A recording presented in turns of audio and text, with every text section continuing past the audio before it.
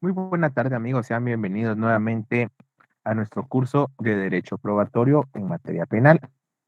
Antes de iniciar, únicamente recordarles, por favor, que ya a partir del día de mañana, pues, aquellas personas que no coloquen su nombre completo y que no coloquen imagen en el correo para que nos aparezca acá a todos, pues, lamentablemente no se les va a permitir el ingreso. Sí, hoy todavía, por ser el primer día en que ya tenemos listados oficiales, se va a permitir el ingreso, pero a partir de mañana ya empezaríamos con esa nueva normativa. Y esto pues es según lo que ha establecido la facultad, ¿verdad? Para evitar esos inconvenientes que hemos hablado. Aunado a ello, quisiera consultarles si respecto a la clase de ayer, ¿existe alguna duda, alguna pregunta, alguna inquietud, algo que ustedes quieren que sea aclarado?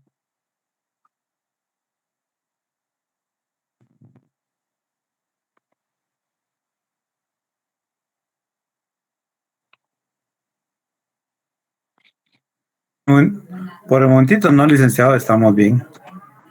Muchas gracias, Héctor.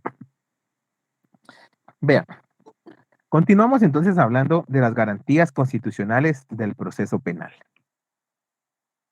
Hoy vamos a empezar a ver lo que es el derecho a ser tratado como inocente o a lo que conocemos comúnmente como la presunción de inocencia. Recuerden que la presunción de inocencia va a ser una garantía procesal penal que va a acompañar a la persona que está siendo sometida a un proceso penal en sus distintas etapas hasta que la sentencia se encuentre firme. Es decir, después de haber pasado cada una de las fases del proceso con cada una de las finalidades que éstas tienen y que el juez, luego de haber valorado los elementos de prueba o los medios de prueba que le ha incorporado el Ministerio Público o el creyente en este caso si fuera un delito privado, eh, ha decidido que esta persona es culpable, es decir, que es autor y penalmente responsable por los hechos que se les indica. Pero ahí todavía goza de esa presunción de inocencia, toda vez que la resolución no se encuentra firme. Es decir, es susceptible de impugnación. De esa cuenta, es hasta que la sentencia quede firme cuando ya esa presunción de inocencia es desvanecida por completo. Quisiera preguntarles, ¿cómo podemos determinar legalmente que una sentencia se encuentra firme? O bien, ¿cuándo podríamos saber que una sentencia ya goza autoridad de cosa juzgada o es ejecutoriada?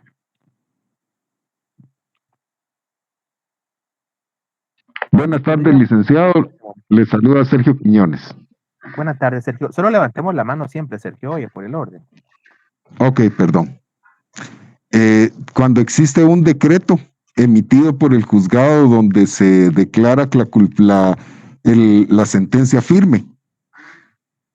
No sé si es esa la respuesta. Cuando la sentencia ya se encuentra firme. O sea, cuando se emite un decreto por parte del juez de que la sentencia está firme.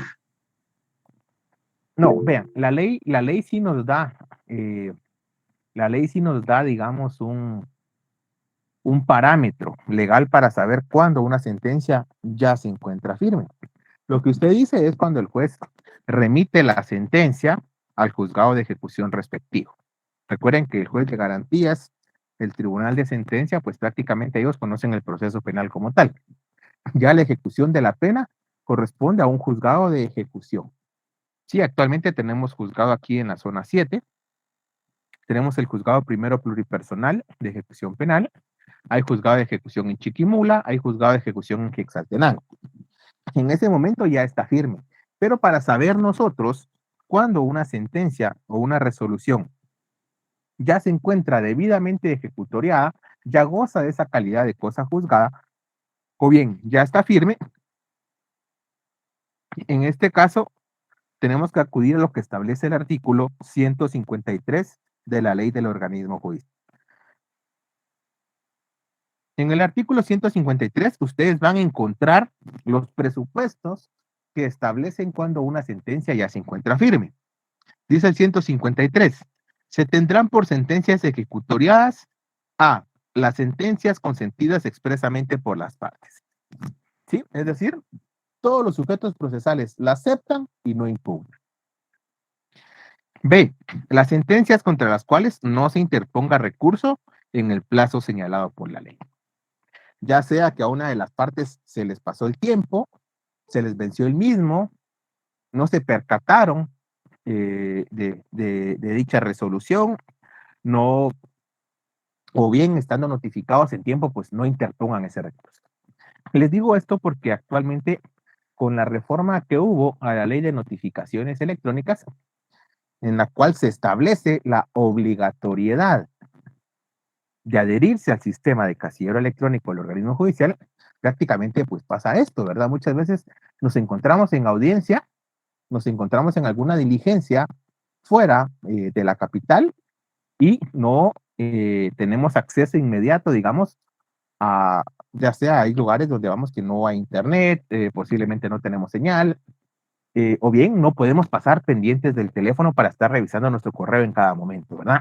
Yo he sabido de colegas, por ejemplo, que les han notificado un día viernes, por decirles algo, algún tema constitucional, les han notificado viernes a las 5 de la tarde, ellos estuvieron revisando su correo todo el viernes, sí, la última hora que lo revisaron fue a las 4 y pico de la tarde, a las 5 les notifican, llegan con la sorpresa que el lunes que revisan el correo, el viernes a las 5 entró una notificación y el plazo era 48 horas. Obviamente ahí ya se les fue ese plazo. A eso se refiere la literal B. La literal C dice aquellas sentencias de las que se ha interpuesto el recurso, pero ha sido declarado improcedente. O bien, cuando se produzca caducidad de instancia o el abandono del mismo. D, las de segunda instancia en asuntos que no ameriten el recurso de casación. Sí, cuando la casación no proceda contra las sentencias o resoluciones de la sala. E, las de segunda instancia cuando el recurso de casación fuere desestimado o declarado improcedente. F, las de casación no pendientes de aclaración o ampliación. G, las demás que se declaren irrevocables por mandato de la ley y las que no admitan más recurso que el de responsabilidad. Y H, los laudos o decisiones de árbitros cuando en la escritura de compromiso se ha renunciado a los recursos y no se hubiera interpuesto la casación. Si se reúne alguno de esos presupuestos, con uno que se dé, ya prácticamente nos encontramos ante una sentencia debidamente ejecutoriada. Pero vean, regresando entonces a la presunción de inocencia. Recuerden que la presunción de inocencia es aquel derecho fundamental que tiene toda persona, esto lo encontramos regulado en el artículo 14 de la Constitución Política de la República de Guatemala. También lo encontramos en el artículo 14, inciso número 2, del Pacto Internacional de Derechos Civiles y Políticos, y en el artículo 8, inciso 2, del Pacto de San José. Sí, ¿a qué hace alusión esto? A que toda persona que se le impute la comisión de un hecho delictivo, en este caso por el Estado, es inocente hasta que se le demuestre lo contrario. Pero va a ser inocente hasta que se le demuestre lo contrario, porque va a corresponder en este caso al Estado, que es el titular del jus puniendi, a través del Ministerio Público, demostrar la culpabilidad de esta persona. ¿Cómo va a demostrar el Ministerio Público o el Estado la culpabilidad de una persona? Lo va a hacer a través de la aportación de medios de prueba idónea.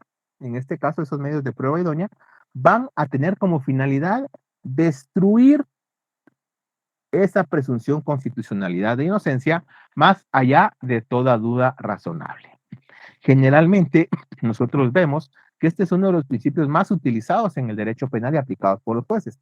Muchas veces nosotros vemos en las noticias que ciertas personas salen libres, que ciertas personas, pues todo apuntaba a que ellos habían cometido el ilícito, pero el juez lo dejó en libertad. Generalmente se le hace la crítica al juez porque se dice que el juez está vendido, que el juez está comprado, que el juez es corrupto, que el juez no sabe y mil cosas más. Cuando realmente es el Ministerio Público el que no puede demostrar que la persona es culpable, el que no puede comprobar con esos medios de investigación que la persona ha participado o existe sospecha que participó. Con la mínima duda que tenga el juez tiene que liberar. ¿Sí? Prácticamente el juez va a depender en este caso de cómo el MP le demuestre o desvanezca esa presunción de inocencia. Recuerden ustedes que el fin del proceso va a consistir siempre en averiguar la verdad de los hechos sometidos a conocimiento del juez. De esa cuenta, con el proceso de investigación y los medios de prueba, se busca establecer la participación del sindicado en el delito o en la falta. ¿Sí? De esa cuenta, mientras se trata de desquebrajar esa presunción de inocencia y demostrar la participación y culpabilidad del sindicado, este debe ser tratado sin ninguna objeción y sin ninguna limitación como inocente. Esto quiere decir que no obstante la gravedad del delito que le sea imputado al sindicado o al detenido, esto no puede ser un fundamento para incumplir el principio de presunción de inocencia. ¿Sí? No importa si el delito es mayor, bueno, la ley lo clasifica en menos grave, grave y gravísimo, ¿verdad? No importa en qué área se encuentre. Sin importar el tipo penal que la persona ha cometido o el bien jurídico que ha tutelado, perdón, el bien jurídico tutelado que ha afectado, la persona debe ser reconocida y tratada como inocente. De esa cuenta, ustedes ven, por ejemplo, que regularmente nuestra ley tiende a la libertad. Y por eso es que el juez, al momento de privar a una persona de su libertad antes de dictar sentencia, una sentencia condenatoria como tal, él debe darse cuenta que concurran los presupuestos que la ley le permita, en este caso, para que la persona pues sí sea privada de libertad. Ello quiere decir que si el juez, antes de dictar sentencia, dicta una prisión provisional, prisión preventiva, perdón, y se le restringe la libertad a la persona, este juez puede incurrir en responsabilidad, tanto de índole civil, esta responsabilidad solidaria con el Estado, como responsabilidad administrativa ante la Junta de Disciplina Judicial y responsabilidad penal. Eso quiere decir que al ser considerada toda persona como inocente hasta que se le demuestre lo contrario en una sentencia firme, el juez tiene que tener mucho cuidado al momento de restringir la libertad. Y solo la va a poder restringir en aquellos casos que la ley así se lo permita. Ven ustedes que la ley es específica al señalar que solo cuando hay peligro de fuga o cuando hay obstaculización a la investigación penal. ¿Sí? Y eso tiene que estar comprobado por el Ministerio Público, no es que únicamente lo argumenten y lo aleguen. Tienen que presentar medios probatorios que sustenten ambos extremos. Por eso es que cuando nosotros como abogados comparecemos a una audiencia en calidad de abogado defensor, no sé si ustedes se han percatado o han tenido la oportunidad, lo primero que pedimos son todos aquellos documentos que tiendan a demostrar el arraigo de la persona. ¿Sí? Pedimos el pasaporte para entregárselo al juez y que quede bajo custodia del juez o el Ministerio Público, pedimos cartas de recomendación de amigos o conocidos, pedimos también cartas de recomendación de trabajo, pedimos una certificación contable, pedimos una constancia laboral, una constancia de estudios, pedimos partidas de las distintas certificaciones de nacimiento de sus hijos, documentación que pruebe, por ejemplo, que están manteniendo a sus padres o que de ellos depende una persona que se encuentra gravemente enferma, etcétera, ¿verdad? Es decir, le vamos a demostrar al juez de que efectivamente no hay ninguna circunstancia como para que él pueda limitar la libertad, ya que la persona no tiene razón de huir. De esa cuenta, podemos decir que generalmente se considera que la sentencia es la única resolución que puede cambiar el estatus de inocencia de una persona. ¿Sí? Porque va a ser la sentencia como resultado del debate o del juicio que va a establecer la valoración de los distintos medios de prueba que se aportaron y que van a arrojar al juez el resultado si esta persona es culpable o si es inocente. ¿Sí? Aunado a ello, tenemos que tener en cuenta que la carga de la prueba va a correr a cargo del Estado, en este caso a través del Ministerio Público. Es decir, que el imputado no necesita probar su inocencia. ¿Sí? Su inocencia es un estatus jurídico que le acompaña a lo largo de todo el proceso hasta que haya una sentencia firme. Por eso muchas veces también ustedes se percatarán que las estrategias de defensa no van encaminadas a demostrar que la persona no lo hizo.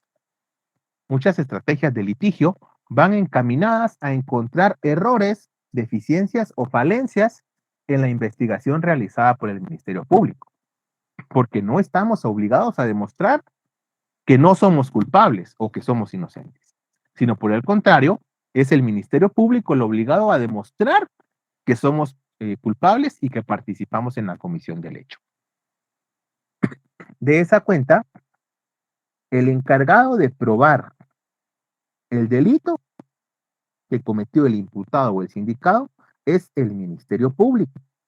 Y obviamente en casos de delitos de acción privada, el creyente como tal. Ahora bien, dentro de la garantía constitucional de la presunción de inocencia, esta lo que tiende es a evitar esas consecuencias negativas para la persona que ha sido sometida a un proceso penal. Eso quiere decir que durante el transcurso y desarrollo de todas las etapas del proceso, el imputado se ve afectado por muchas consecuencias negativas, como pueden ser la publicidad que afecta el derecho a un buen nombre, la privación del derecho de libertad. Esto obviamente pues va a, o puede provocar desintegración familiar, pérdida del trabajo, la reputación de la persona, etcétera, ¿verdad? Las consecuencias negativas son bastante grandes. De esa cuenta, el Estado, al garantizar la presunción de inocencia en nuestra Constitución, debe vigilar porque se limiten al máximo esos procesos que pueden estigmatizar a los indicados. ¿Sí? Eso quiere decir, y lo platicábamos la clase anterior, que el artículo 13, por ejemplo, regula que la autoridad policial no puede presentar de oficio a una persona ante los medios de comunicación. Sí, ya que los medios hagan tomas, que los medios pues hagan bien o mal su labor es otro tema. Pero el Estado no puede exponerlos de oficio o voluntariamente ante los medios de comunicación. En algunos casos, por eso también se establece el derecho de reserva a los actos procesales o a las audiencias, ¿verdad? Como puede ser el caso de menores. La presunción de inocencia también lleva consigo el hecho de que la libertad es la regla general. Las medidas coercitivas son la excepción a esa regla general. De esa cuenta, el juzgador debe considerar que la libertad debe prevalecer ante todo. Es decir, la prisión preventiva se va a convertir en el último recurso que tiene el Estado para evitar ya sea el peligro de la fuga o la obstaculización a la averiguación de la verdad. De esa cuenta, el juez va a estar obligado a utilizar mecanismos o medidas que sean menos lesivas y que puedan asegurar la presencia del imputado en el proceso. Sí, a esto nosotros le conocemos como medidas sustitutivas, ¿verdad? ¿Qué medidas sustitutivas pueden ser? Que el juez le fije la prohibición de salir del país, que el juez le fije la obligación, por ejemplo, de no salir fuera de su domicilio, que el juez le fije la obligación de firmar libro de asistencia en el juzgado o en el Ministerio Público cada cierto tiempo, que el juez le prohíba reunirse con determinadas personas, asistir a determinados lugares, etcétera, etcétera, etcétera. ¿Sí? Y de esa cuenta, cuando el juez vaya respetando siempre la presunción de inocencia, vaya a limitar la libertad, únicamente puede hacerlo por peligro de fuga o obstaculización a la averiguación de la verdad. Sí, también de esa cuenta, por ejemplo, si ustedes quieren anotar, pueden anotar el artículo número 6 de las reglas de Tokio. ¿Qué establece este artículo? Que el juez debe priorizar el uso de la medida coercitiva menos grave para el imputado. ¿Sí? Y únicamente puede limitar la libertad cuando sea para evitar la fuga o que se obstaculice el proceso penal. Esto sería lo referente a el artículo Candy es el artículo número 6 de las reglas de Tokio. Eso sería lo referente, vamos a cambiar de diapositiva, a la presunción de inocencia como tal. También el artículo 7 de la Convención Americana sobre Derechos Humanos y el artículo 9 del Pacto Internacional de Derechos Civiles y Políticos, que ustedes saben, los aplicamos por lo que establece el artículo 46 de nuestra Constitución, establece que se debe juzgar a la persona en un plazo razonable. Es decir, que el proceso debe durar un plazo prudencial y no puede extenderse indefinidamente. Ven ustedes que se han hecho estudios hace mucho tiempo. La exfiscal Claudia Paz y Paz establecía que un proceso penal, para culminar desde su inicio hasta su finalización, prácticamente pues duraba casi 5 años y representaba para el Estado cerca de 275,000 quetzales. Sí, sin importar el tipo penal o el bien jurídico afectado. Ya hace poco, el organismo judicial y la Embajada de Estados Unidos a través de INL hicieron un estudio con ciertos consultores y ellos determinaron que legalmente, el proceso penal no debería durar más de 6 meses. Sí, esto considerando todos los plazos regulados en la ley. Pero ellos hicieron un estudio de forma empírica, es decir, asistieron a determinados procesos, determinadas causas, determinadas audiencias, y con un cronómetro en mano, cuando el juez aperturaba la audiencia, iniciaba. Cuando el juez finalizaba, paraba. Posteriormente, en la siguiente audiencia, continuaban con el cronómetro, finalizaba y paraban, y así se fueron. Y determinaron que el proceso penal dura más de 2 años y medio. Sí, esto posiblemente porque los plazos por tema de mora y carga laboral no se respetan siempre, ¿verdad? No es cuota eminentemente de los juzgados, sino que realmente la saturación del proceso es bastante grande. Eso está avanzando ahora que ya los juzgados penales, por ejemplo, en el caso de Guatemala, son pluripersonales. Eso ha hecho que caminen más rápido, pero generalmente nos topábamos eh, con audiencias que nos la señalaban cada determinados meses, ¿verdad? También hay algunas limitantes de tipo procesal y legal, como ejemplo de que el debate no se puede suspender por más de 11 días. Entonces, imagínense ustedes estos debates de casos de alto impacto donde tenemos más de 50 procesados, prácticamente pues estamos hablando que vamos a pasar meses únicamente viendo ese caso. Eso es un poquito de lo que está afectando hoy en día ese plazo razonable.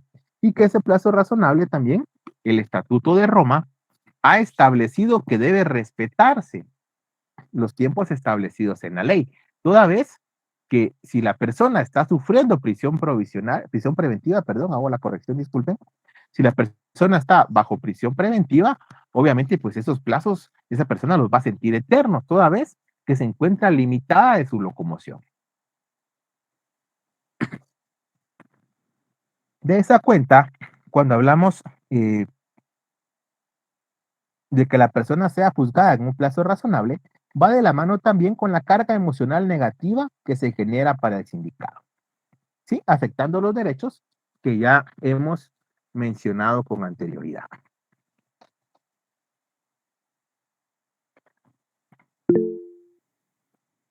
Adelante, Ricardo. Mucho gusto, licenciado. Muy buenas noches y estimados compañeros. licenciado, con respecto al Buenas tema de las medidas sustitutivas, ¿sí? En ocasiones los agentes de la PNC detienen a una persona por tener el arma de fuego a la vista. Ajá. Tengo entendido que eso va en contra de la ley, ¿verdad? Es portación ilegal, sí. Ok, gracias. Entonces, el juez en su momento oportuno le manifiesta que vaya a medidas sustitutivas, o sea, a firmar o a poner su huella dactilar allá en el Ministerio Público. Ujú. Entonces, ¿por qué motivo viene el juez la manda a medida sustitutiva, perdón, si este no genera ningún delito? Salvo Es por que una... ¿quién dijo que no es delito, Ricardo? Lo que pasa es que yo trabajé ahí en el Ministerio Público en las medidas sustitutivas, inclusive la juez indicaba ello. Perdón, la fiscal decía, ¿no?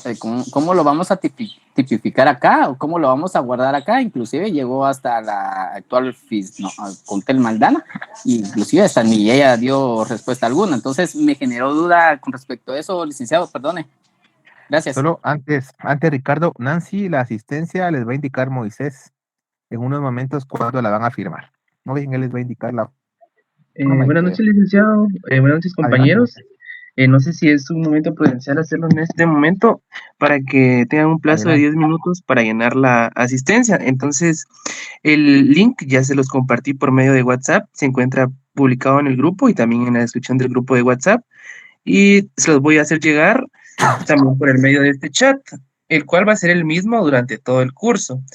Únicamente que no va a estar habilitado todo el tiempo, sino en el momento que el licenciado considere oportuno durante el curso para que podamos llenar, va a estar habilitado 10 minutos a partir de que el En licenciado este indique. caso, ¿lo vas a habilitar ahorita, Moisés? Ahorita, ¿O en un ajá, momento? sí, ahorita lo voy a habilitar durante 10 minutos Muy bien. para que puedan Bien. llenarlo. Gracias, Moisés. Entonces, amigos, ya dio respuesta a Moisés a la pregunta de Nancy. A partir de ahorita, pues van a tener 10 minutos para poder llenar su asistencia. Ricardo, respecto a su pregunta, sí es un hecho delictivo. O sea, el hecho de que consideremos que la acción u omisión que se está realizando en este caso no afecte de manera grave algún bien jurídico tutelado, no quiere decir que no esté tipificado en nuestro Código Penal o en nuestra ley específica penal. En este caso, esa conducta sí está tipificada. Al estar tipificada en la ley como un tipo penal, automáticamente constituye un hecho delictivo. Sí, aunque nos parezca irrisorio el hecho de que una persona, porque les voy a contar un caso para no ir tan lejos. Un conocido tenía con su familia unos terrenos fuera de la capital.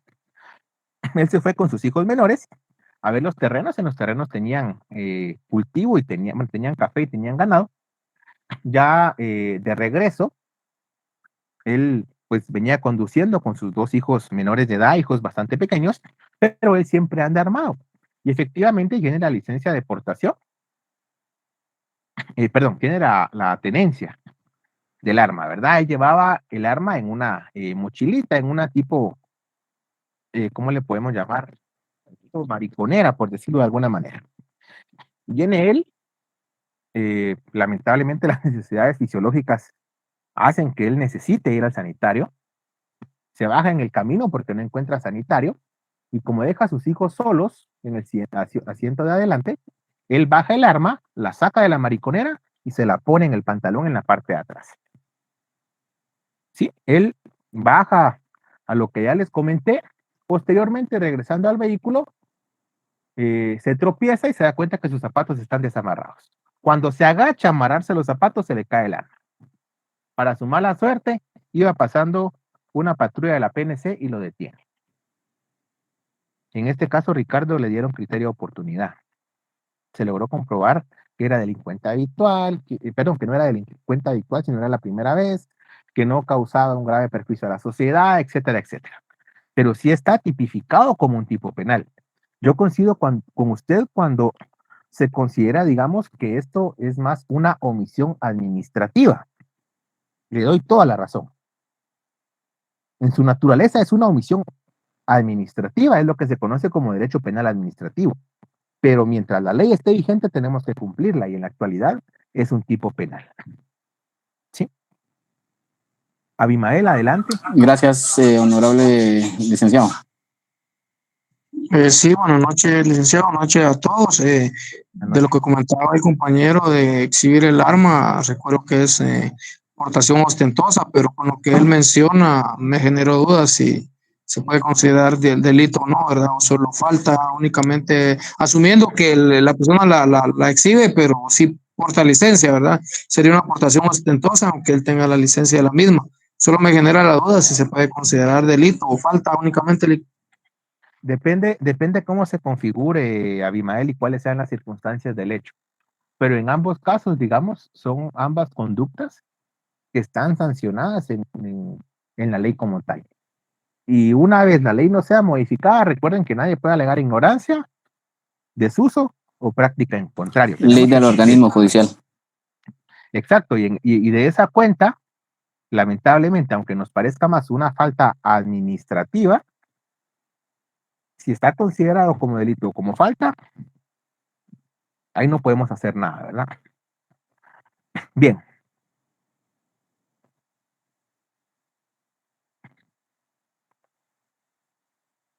Tenemos también la garantía procesal de igualdad en el proceso. Esta la encontramos en el artículo 4 de nuestra Constitución. ¿Qué establece esta garantía? Establece que una persona sometida a un proceso penal goza de todos los derechos y garantías establecidas en la Constitución y la ley. ¿Sí? Esto quiere decir que va a ser el juez encargado del proceso el que debe velar porque al sindicado o al imputado se le respeten todos sus derechos, o bien se le respeten las garantías que la misma ley ha establecido. De esa cuenta, cuando hablamos de la igualdad en el proceso, todos los seres humanos, de acuerdo con lo establecido en la Constitución Política de la República de Guatemala, son libres e iguales en dignidad y derechos. ¿Sí? Cuando una persona es sometida a un proceso penal, debe gozar de estas garantías y estos derechos. El juez tiene que garantizar tanto que el Ministerio Público y el sindicado se encuentren en igualdad de armas, es decir, gocen en igualdad de condiciones con la posibilidad de ejercer los derechos y garantías que la ley le ha reconocido. Esto lleva consigo el hecho de que el juez deba resolver en forma imparcial, de que el juez equilibre esa posición o esa posición desventajosa que tiene el sindicado frente al Estado, ¿verdad? Frente al Ministerio Público como ente investigador. Por eso también hay algunas garantías que van de la mano de esta, como puede ser aquella que establece el principio in favor libertatis. ¿Sí? O sea, en caso de duda, siempre esa duda va a favorecer al sindicado o al reo. De esa cuenta, ustedes ven que tanto la Constitución como la ley orgánica del Ministerio Público establecen ese principio de objetividad, ¿verdad? Donde el Ministerio Público no tiene solo que investigar pruebas de cargo, también está obligado legalmente a establecer o a presentar aquellas pruebas de descargo a favor del sindicado. Sí, el Ministerio Público, lo hemos visto en muchos casos, es el primero en pedir que la persona sea sujeta a una medida sustitutiva, que la persona no vaya a prisión provisional. Yo lo he visto varias veces en la práctica. A pesar de que nosotros, la idea generalizada que tenemos por los medios de comunicación es que el Ministerio Público se opone a todo. El Ministerio Público pide siempre prisión. Y en este caso, yo me he percatado en muchas circunstancias donde es el fiscal el que se pronuncia en primer momento a favor de la libertad de la persona. A esto hace referencia el principio de igualdad en el proceso. De esa cuenta, todas las personas van a ser iguales según lo que establece la Constitución. Otro aspecto importante, siempre dentro de la igualdad en el proceso, es que, por ejemplo, instituciones auxiliares del sistema de justicia, como puede ser el INASIF, pueden practicar medios de prueba también a petición de la defensa.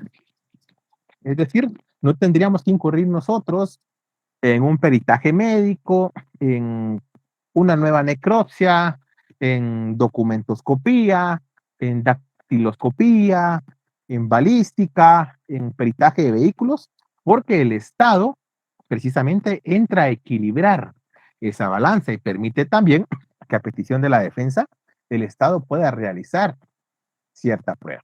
Lo mismo sucede en el caso del querellante. Cuando existe un querellante en un proceso penal, obviamente pues su función va a ser coadyuvar a la función del Ministerio Público. El querellante puede solicitarle al Ministerio Público que realice ciertos medios de investigación. Si el Ministerio Público se opone, ya se puede solicitar esa famosa audiencia que se le conoce como audiencia de discrepancia, ¿verdad? Donde ya el juez va a ser el que le va a ordenar o no al Ministerio Público que realice esos medios de investigación. Bien. Permítanme un minuto, nada más.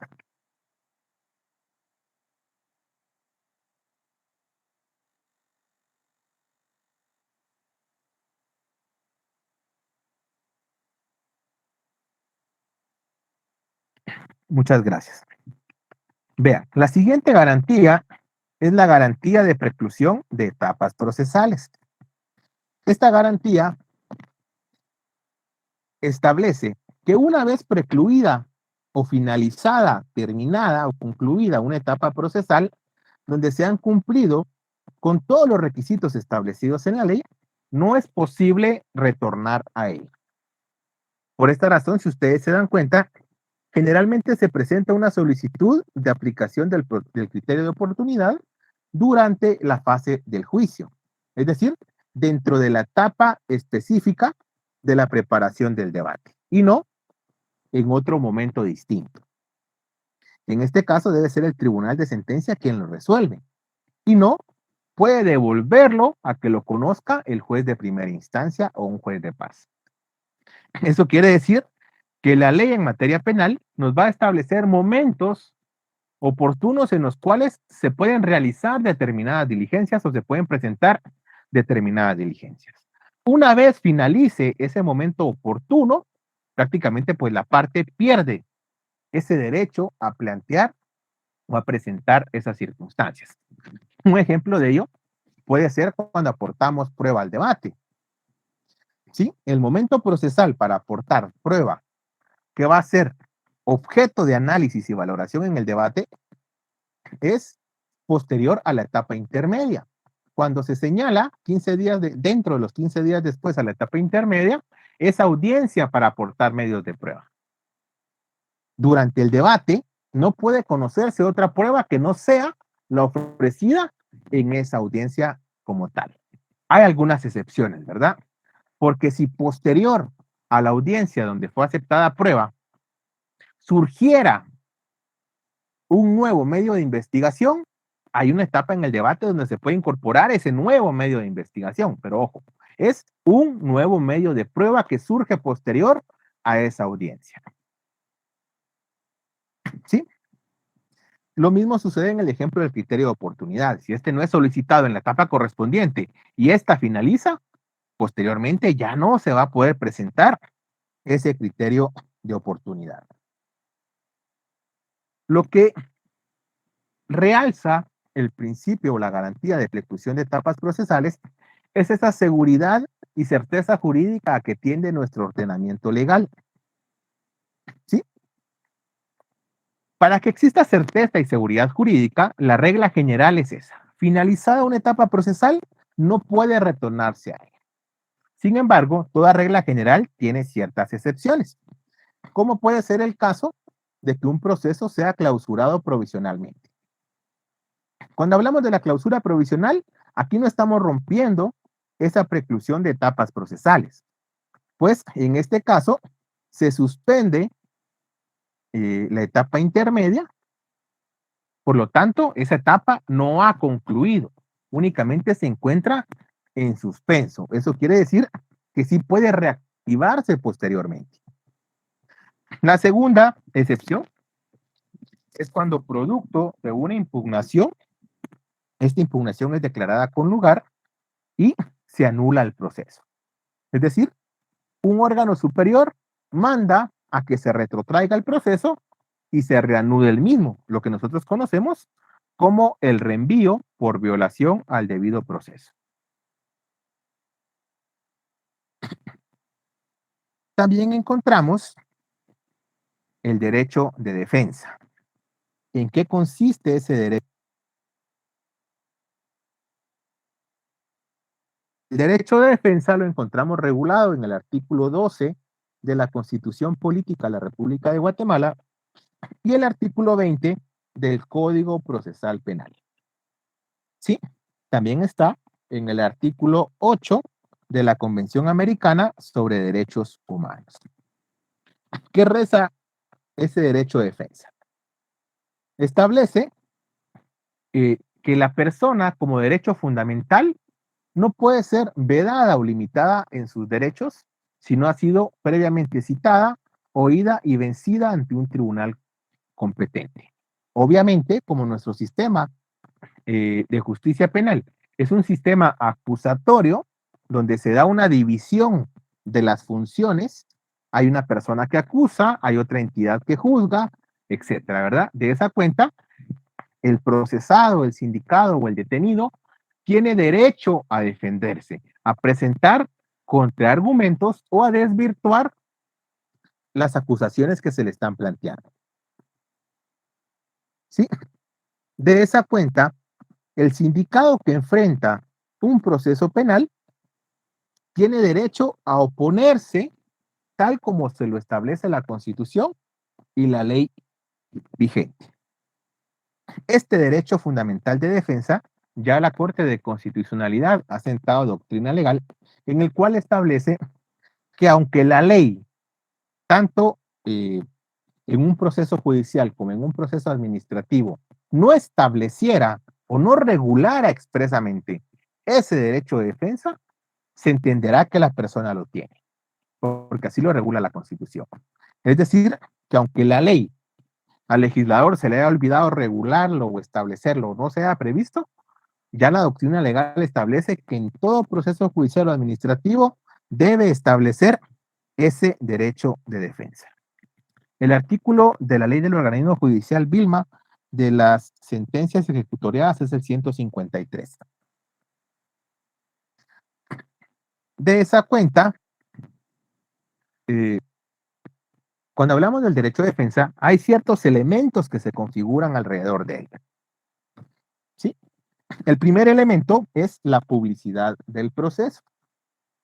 Ya de la publicidad del proceso, pues vamos a hablar un poco más adelante como una garantía per se. Pero cuando nos referimos a la publicidad del proceso, recuerden que el proceso es público para las partes. ¿Sí? Las partes debidamente acreditadas y aceptadas dentro de un proceso tienen derecho a saber todo lo que se suscita en él, todo lo que se desarrolla en la audiencia. Otro elemento importante es el derecho a conocer la imputación y los fundamentos de la misma. Esto quiere decir que el derecho de defensa implica que el sindicado se le deben explicar con claridad y precisión, en términos comprensibles, en términos coloquiales, si se puede, cuáles son los hechos que se le están imputando.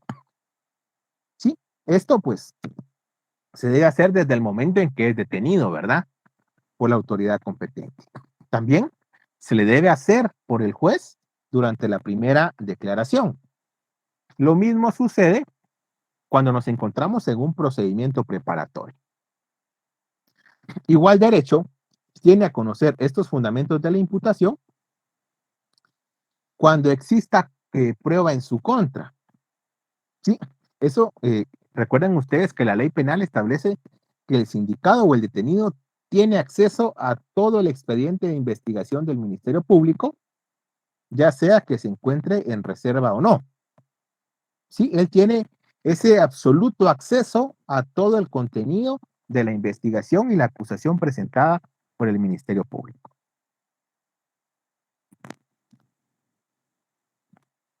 Otro elemento importante es el derecho de postulación. ¿En qué consiste el derecho de postulación? El derecho de postulación establece que el sindicado puede comparecer cuando lo desee, por sí mismo, tanto ante el MP como ante el juez. Sí, el sindicado va a poder comparecer cuando lo estime prudente.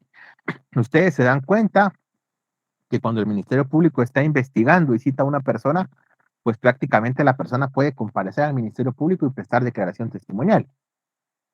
Sí, el Ministerio Público levanta un acta donde deja constancia de todo lo que la persona pues declaró o argumentó. Ya al momento de haber una primera declaración, también el juez le pregunta al sindicado si va a declarar. Y si declara, pues obviamente puede ser sujeto de interrogatorio o no. Esto según el caso. Ya en una etapa posterior, en una etapa intermedia, le dan la palabra al sindicado para ver si él quiere declarar o decir algo, manifestarse.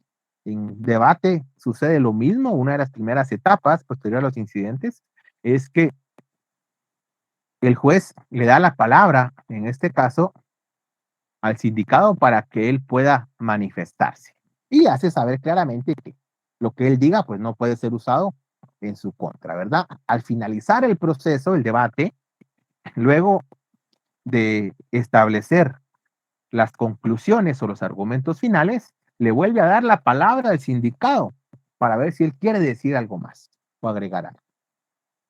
Es decir, en cualquier momento, él puede hacer ese derecho de postulación o de declaración ante el MP o ante el juez. También encontramos el derecho de petición. El derecho de petición, en este caso, es lo que conocemos como la defensa material. Es decir, que va a ser el derecho que tiene el sindicado de poder hacer solicitudes directamente al juez, ya sea en forma verbal o en forma escrita. ¿Sí? Cuando hablamos del derecho de contradicción, recuerden ustedes que a través de este derecho, prácticamente pues el juez va a poder determinar si los argumentos vertidos por el ente investigador son válidos o no son válidos, si son comprobados o no son comprobados. El Ministerio Público va a plasmar una tesis donde nos va a indicar que la persona hizo esto, la persona hizo lo otro, participó de esta manera. Ya en ejercicio del derecho de defensa, se va a establecer obviamente esos contraargumentos que tienden a desvirtuar, en este caso, lo argumentado por el Ministerio Público. Es decir, ese derecho de contradicción es el derecho de las partes a fiscalizar la realización de las diligencias de investigación y en su caso a contradecirlas mediante la proposición de otras pruebas y medios de investigación. Su fundamento lo encontramos, como lo mencioné, en el artículo 8 de la Convención Americana sobre Derechos Humanos y el artículo 12 de nuestra Constitución. Este derecho de contradicción se va a producir durante todo el proceso penal y no únicamente durante el debate. ¿Sí? Esto va a estar en la etapa de investigación, en la etapa intermedia, en la etapa ya de juicio o debate. Recuerden ustedes que durante la fase de investigación, el sindicado tiene derecho a conocer todos los actos de investigación, participar en ellos, en su realización y solicitar que por conducto del Ministerio Público se realicen aquellos que él considera pertinentes o prudentes, oportunos, útiles para desvirtuar la imputación. ¿Sí? También tiene derecho de acudir ante el juez contralor para que autorice la realización de esos medios de investigación propuestos en caso el Ministerio Público no quiera realizarlos. Por ejemplo, en algunos casos hemos visto cómo el INASIF realiza, por ejemplo, en el caso de un homicidio, un asesinato, una necropsia. Obviamente el perito, el médico perito, pues va a dar su conclusión, ¿verdad? El dictamen que plasmó. Pero la defensa está en todo su derecho de, si no está de acuerdo con el dictamen del INASIF, de contratar un médico experto en el tema y que realice un segundo peritaje. Aunado a ello, se le permite, en ejercicio de ese derecho de defensa, que pueda contratar un consultor técnico para que ayude al análisis de esos peritajes. ¿Sí? Bien, amigos, si gustan, no sé si hasta acá tienen alguna duda, alguna pregunta, algún comentario.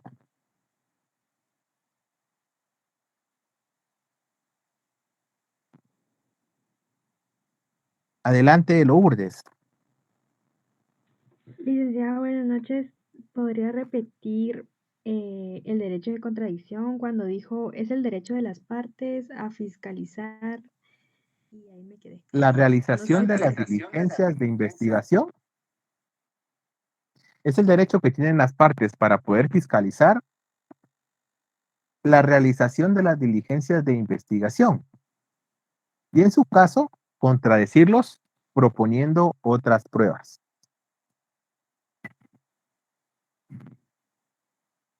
Muchas gracias. Para servirle. ¿Alguien más?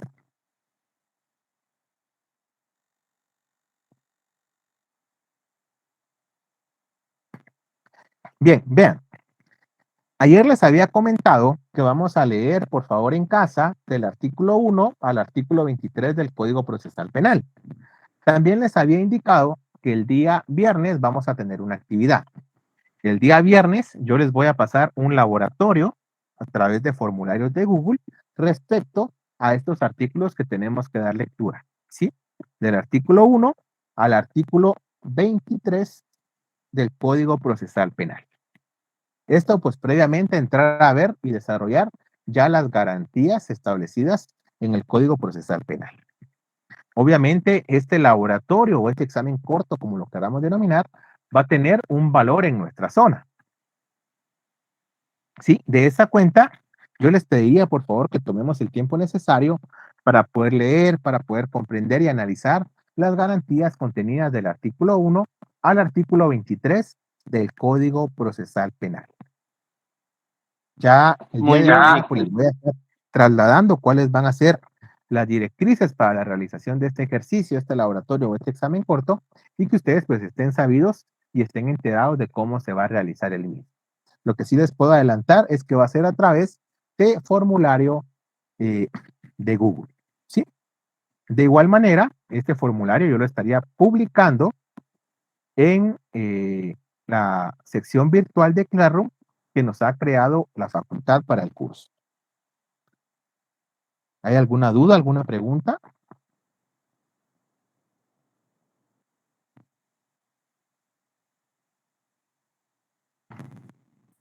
De mi parte no, licenciado, muchas gracias. No, licenciado.